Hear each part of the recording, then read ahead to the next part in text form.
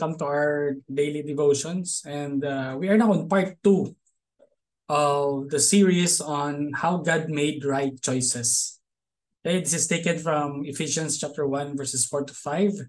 And to recap, last week or last time, we talked about 3 areas where God made right choices. One, he chose to prioritize people. That was part 1. And now we'll be talking about number 2, he chose to purify people. The third is he chose to partner with people. And last time we talked about prioritizing people more than just material things, personal matters. Okay? And the model, the picture is actually God prioritizing us because he made us in his own image.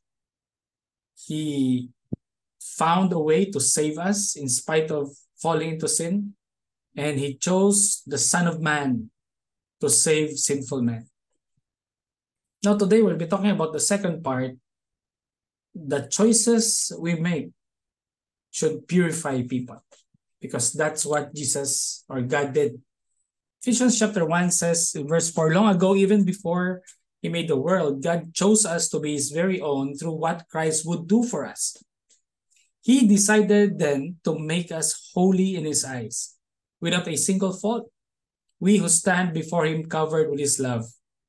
His unchanging plan has always been to adopt us into his own family by sending Jesus Christ to die for us, and he did this because he wanted to. Now, the emphasis now is in God choosing to purify people. Now, of course, problems come when we just prioritize people without finding a way to purify them. Or that our decisions prioritize them, but it doesn't lead them to godliness or righteousness. We think of spoiled children. Parents just giving what they want without thinking, does this purify them? Does this grow them? Now, 3 things that God did that shows he is not just a God who gives what we want. He is a God who chooses to purify us. First, God's salvation forgives sin. The topic here is God's decisions in saving us. And when people think of salvation, they think of giving us what we want. Now, the truth is, there is a need to be forgiven. We sinned before God. We rebelled, we chose our own way, and we did things against what he said.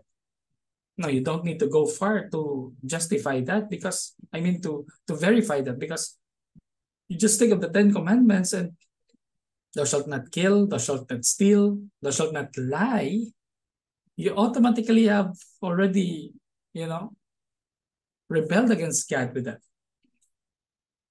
And so God does prioritize people, but when he chooses to forgive. Not only that, but God's salvation cleanses from sin. It's different when you're forgiven and you go back to your sin again. But God's salvation not only forgives us, but it cleanses us. When you look at the word of God, it says, he decided then to make us holy in his eyes, without a single fault. Now, think about that. Holiness is not just about being forgiven of sin. Holiness is a quality of a person. The person is holy. Now, you think about yourself being inside a room and it's very dark. Okay? And of course, if it's dark, you cannot see anything, right?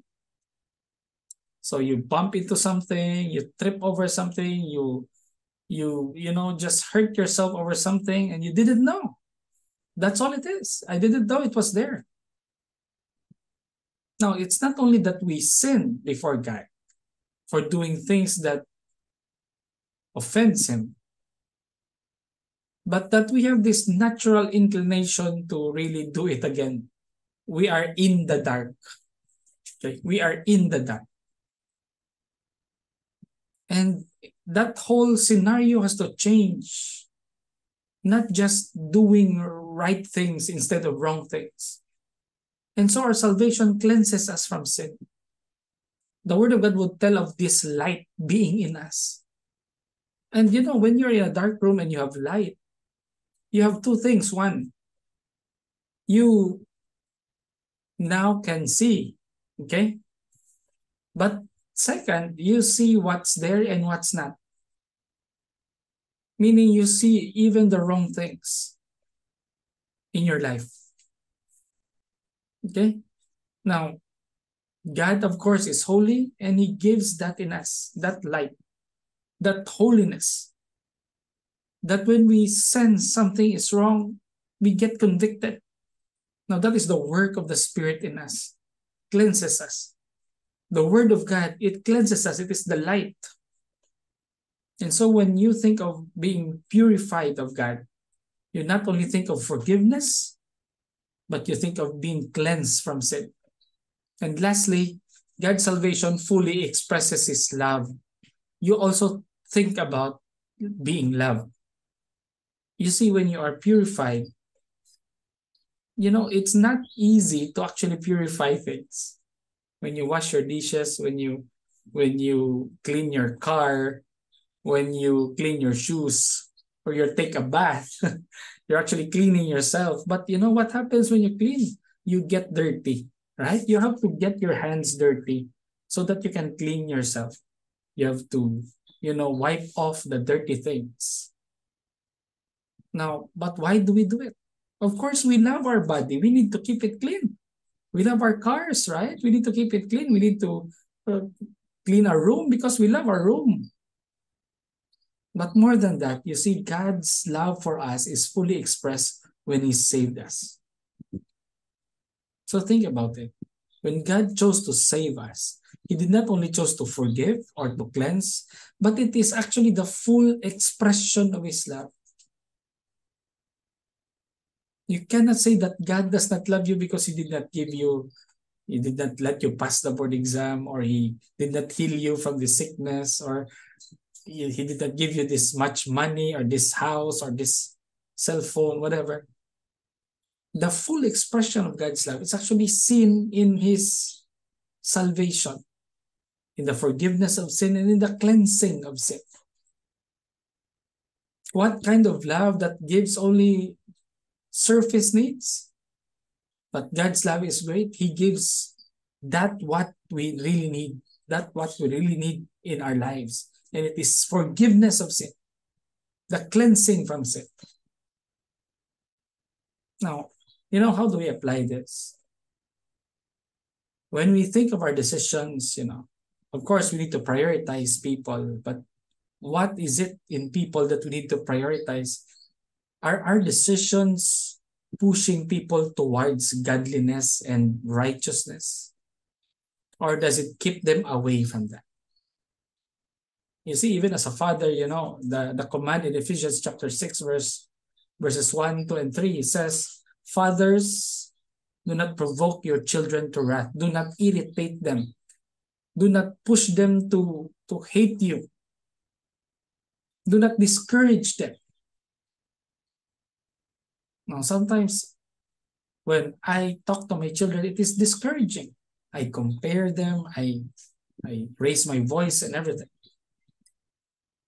Now, maybe it's prioritizing them because I'm disciplining them, but is my method, are my ways purifying them? Is it pushing them towards a God who they know is holy but is also loving? Am I also like that? Is your life in the workplace, in the classroom, in the house, is it showing a God who not only is holy, but it's also loving? You see, when people see a loving God, they go to a loving God, even if they are sinners, right? But if they only see a God who is strict, who only gets mad at sin, like a security guard, always there looking just for your mistakes. That's not our God. Our God expresses His full love through the salvation he gave. And so we should choose not only make decisions that prioritize people, but prioritizes or that purifies them. It grows people. It draws them nearer to God. Sometimes it's discipline. Sometimes it's rebuke. Sometimes it's correction. It's okay. Choose to do so. Why? Because it purifies people. Where would you be if no one rebuked you, corrected you, scolded you for doing something wrong or foolish? So you see, these things we need to do to prioritize people and to purify them. Why? Because God did not only give us what we want, He gave us what we needed. We needed forgiveness from sin. We needed cleansing from sin. And we needed to be loved truly by God. Thank you.